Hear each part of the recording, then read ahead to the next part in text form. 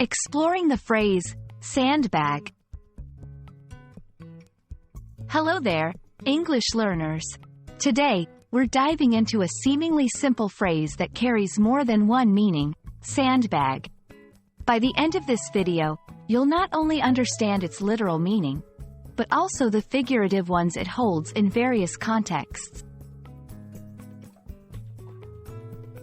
A sandbag is a bag made out of cloth or a similar material that is filled with sand. These bags have various practical uses. Flood control.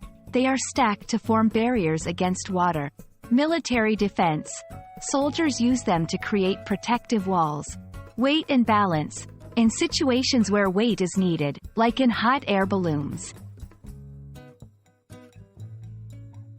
The term sandbag can also be used in a figurative sense, especially in colloquial English. 1. In sports and games, to sandbag means to pretend to be weaker or less skilled than you actually are. For example, a pool player might intentionally miss shots to make their opponent think they're an easy target, only to reveal their true skill later.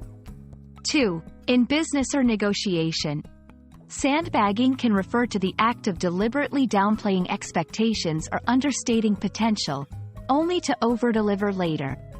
This strategy can be used to surprise competitors or to manage stakeholder expectations.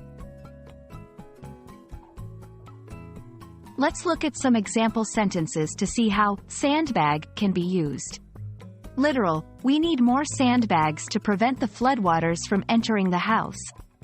Figurative, sports, I think he's sandbagging in the first few games to catch us off guard later.